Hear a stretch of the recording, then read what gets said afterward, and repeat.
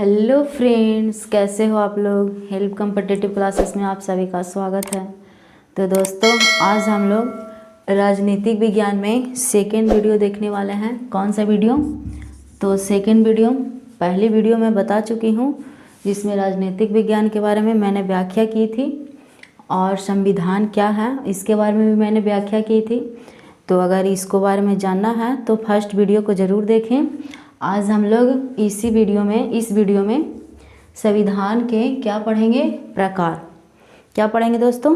तो संविधान के प्रकार, यानी कि संविधान के भी प्रकार होते हैं। जी हाँ, संविधान भी होते हैं जिसमें प्रकार भी होते हैं, यानी संविधान के प्रकार होते हैं। संसदात्मक संविधान या अध्यक्षात्मक संविधान, इस तरह से संविधान होते हैं। तो संसदात्मक संविधान हम लोग देखते हैं संविधान के प्रकार में।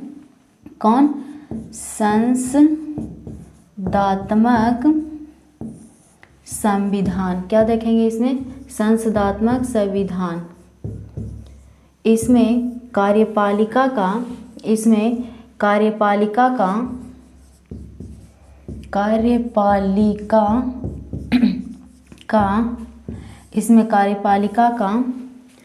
वास्तविक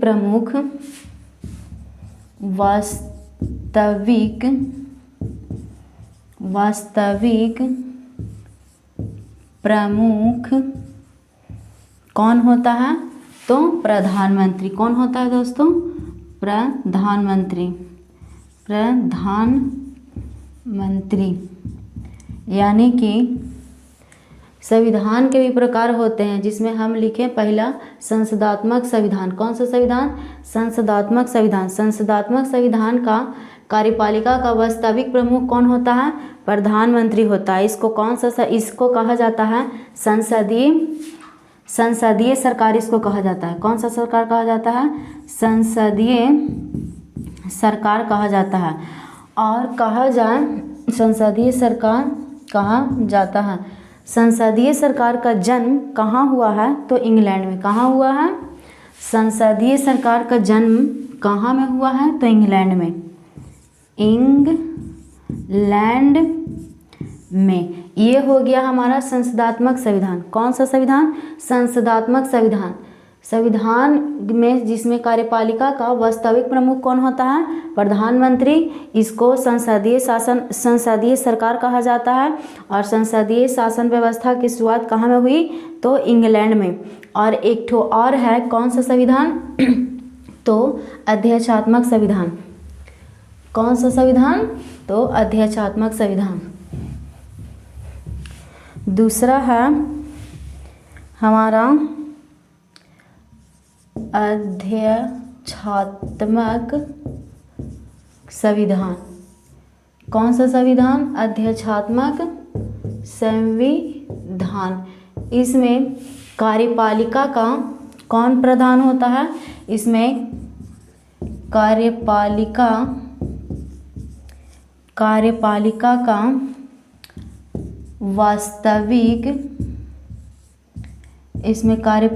का वास्तविक प्रमुख कौन होता है? तो राष्ट्रपति।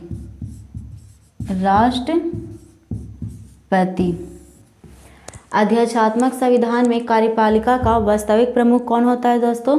तो राष्ट्रपति। जबकि संसदात्मक संविधान में कौन प्रमुख होता है कार्यपालिका का? तो प्रधानमंत्री। और हमारे भारत में कैसी संविधान है? तो संसदात्मक संविधान है। कैसा है? संसदात्मक संविधान है। हमारे भारत में कैसा संविधान है? तो संसदात्मक संविधान है। जबकि अमेरिका में कैसा संविधान है? तो अध्यक्षात्मक संविधान है। जैसे में अमेरिका कैसा संविधान है? तो अध्यक्षात्मक संविधान है। अमेरिका कैसा संविधान है? तो अध्यक्षात्मक संविधान है। अब आगे हम लोग को क्या पढ़ना है? तो संविधान आखिर बना कैसे? ये तो संविधान का प्रकार हुआ कि संविधान अध्यक्षात्मक संविधान का है तो इसका कार्यपालिका का वास्तविक प्रमुख कौन होता है? राष्ट्रपति। और संसदात्मक संविधान का है तो इसका कार्यपालिका का प्रमुख कौन होता है? तो प्रधानमंत्री। और संसदीय सरकार का जन्म कहाँ में हुआ? तो इंग्लैंड में। और हमारे भारत में कैसा संविधान है? संसदीय शासन व्यवस्था है। और जबकि अमेरिका में कैसी सरकार है? तो अध्यक्षात्मक संविधान है। हमारे भारत में संविधान बनने की प्रक्रिया किस तरह से शुरू हुई है उसको चर्चा करेंगे। ये तो बेसिक था। संविधान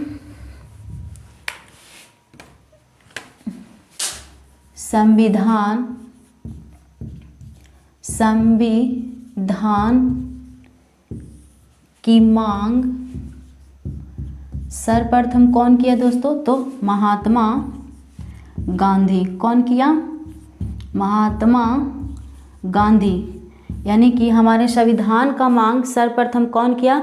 महात्मा गांधी। जो कब किए? 1922 ईस्वी में। और इन्हीं के मांग के आधार पर कौन आया? तो साइमन कमीशन आया। कौन आया? साइमन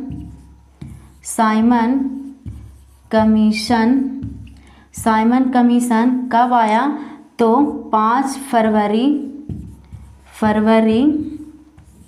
1928 ईस्वी में।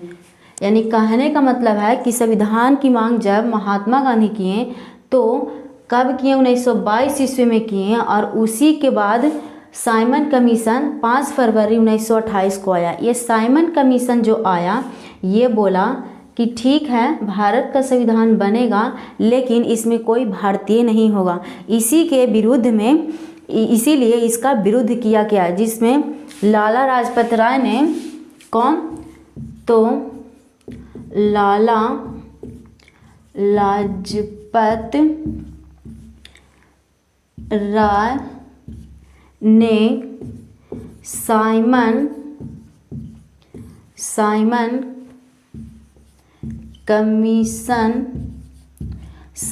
कमीशन वापस जाओ का नारा दिए थे और लाठी चोट से इनकी मृत्यु हो गई। यानी कहने का मतलब है साइमन कमीशन 5 फरवरी 1928 को जब आया वो बोला कि संविधान बनेगा लेकिन संविधान का कोई भारतीय नहीं होगा, जिसके कारण हमारे भारत में इसका विरोध किया गया। जिसमें लाला लाजपत राय ने कहा कि साइमन कमीशन वापस जाओ। क्या बोले थे? साइमन कमीशन वापस जाओ का नारा लगा रहे थे। उनको उसी वक्त लाठी चोट की वजह से कुछ अंग्रेजों ने उन पर हमला किया जिसके कारण उनकी मृत्यु हो गई। उसके बाद में फिर ये गया। उसके बाद में एक और मिशन आया। कौन? तो क्रिप्स मिशन कौन आया? फिर इसके बाद जाने के बाद कौन आएगा? तो आया उसके बाद में कौन आया? तो क्रिप्स मिशन ये आया 1942 में। कब आया? ये 1942 में आया। ये आया तो ये बोला कि संविधान बनेगा लेकिन सेनापति और वायसराय को छोड़कर क्या?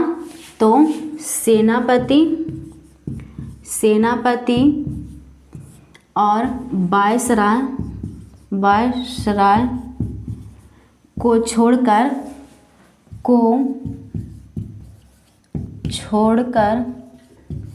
सारा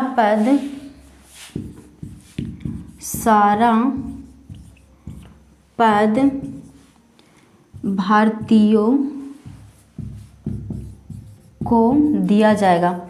यानी कि क्रिप्स मिशन 1942 में जो आया ये बोला कि संविधान बनाएंगे ठीक है लेकिन सेनापति और वायसराय को पद को छोड़कर सारा पद किसको दिया जाएगा? भारतीयों को दिया जाएगा, जिसके कारण इसको भी विरोध किया गया।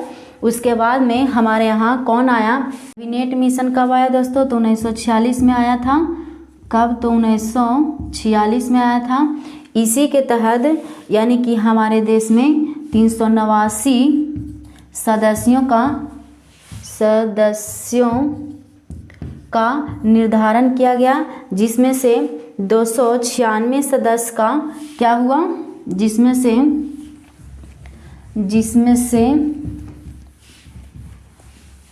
389 सदस्य निर्धारित किए गए। सदस्य निर्धारित किए गए और 200 कितना, तो 296 को क्या किया गया, निर्वाचन, 296 को क्या किया गया, निर्वाचन, और 93 को क्या किया गया, मनोनय। निर्वाचन या मनोनय का मतलब होता है, यानी कि टोटल संविधान बनाने के लिए 389 सदस्य चुने गए और 389 सदस्य में 296 को क्या किया गया, मनोनय किया, यानी निर्वाचन किया गया। क्या किया गया, निर्वाचन किया, यानी कि सदस्य बनने के लिए इसको वोटिंग की गई, यानी कि ये व्यक्ति खड़ी होंगे, यानी कि वोट दिया गया, वोटिंग के आधार पर निर्वाचन हुआ। और ये जो 93 व्यक्ति थे मनोनय, यानी कि हम कह दिए कि फलाना व्यक्ति होगा तो होगा, इस तरह से मतलब कि डायरेक्ट मतलब कि मनोनीत हो गए। तो इस तरह से 389 सदस्य टोटल मिलके बने। और 296 में क्या हुआ, 296 में ही, इसको थोड़ा सा मिटा के पूरा लिख देते हैं अच्छा से, 296 में से सिख कितने थे, तो 4, और मुस्लिम कितने थे, मुस्लिम कितने थे, तो 79, और सामान्य कितने थे, तो 213, यानी कि 296 जो सदस्य निर्वाचन हुए थे उसमें से सिख की संख्या कितनी थी, तो 4 थी, और मुस्लिम की संख्या कितनी थी, तो 79 थी, और सामान्य लोग यानी कितने थे, तो 213 लोग थे, और मनोनय को कितना बताए थे, तो 93। तो इस तरह से कितने सदस्य हो गए, तो 389 सदस्य हो गए। देसी रियासत में अगर कहा जाए, देसी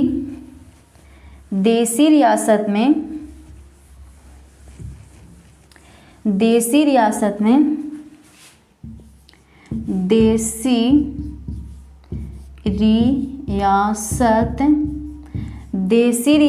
में सबसे ज़्यादा सदस्य कहाँ से आए थे, सबसे ज़्यादा सदस्य कहाँ से आए थे, सबसे ज़्यादा सदस्य कहाँ से आए थे, तो मैसूर से। कितने आए थे, तो 7। उसके बाद में ट्रावनको से कितने सदस्य आए थे, तो 6, और बड़ौदा से कितने आए थे,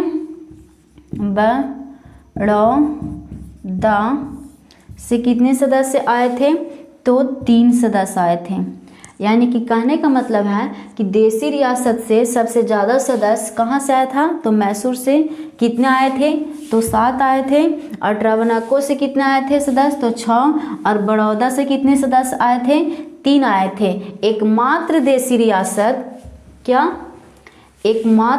रियासत हैदराबाद। कौन, एकमात्र देसी रियासत हैदराबाद, जहाँ से एक भी सदस्य नहीं आए थे। और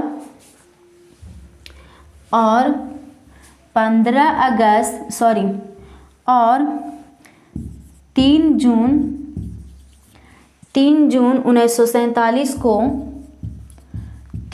1947 को भारत और पाकिस्तान का बंटवारा हुआ, जिसके कारण सदस्य भी बंट गए। उस समय सदस्यों की संख्या हमारे कितने रह गए, तो 299। कितने रह गए, 299, और 299 सदस्य रह गए, और 99 सदस्य रह गए और 15 अगस्त 1947 को भारत पाकिस्तान से मतलब कि अलग हुआ और हम लोग आज़ाद यानी कि भारत आज़ादी 15 अगस्त को मनाया और पाकिस्तान लोग 14 अगस्त को क्या मनाया, आज़ादी मनाया। और भारत में अगर कहा जाए कि भारत जब आज़ाद हुआ उसके बाद में हमारे प्रथम बैठक संविधान का कब हुआ, तो 1947 में। कब हुआ प्रथम बैठक? आज़ादी के बाद,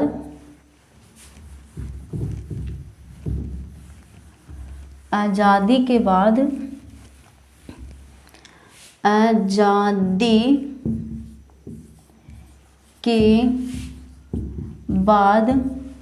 प्रथम बैठक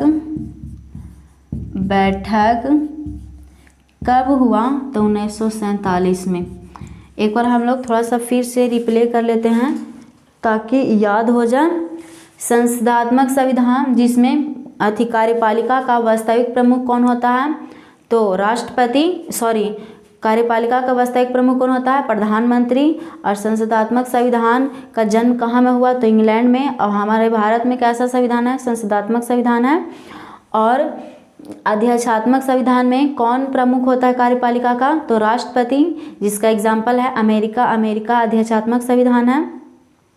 और हमारे संविधान बनने के लिए मांग कौन किया सबसे पहले, तो महात्मा गांधी किए। कब किए, तो 1922 ईस्वी में किए।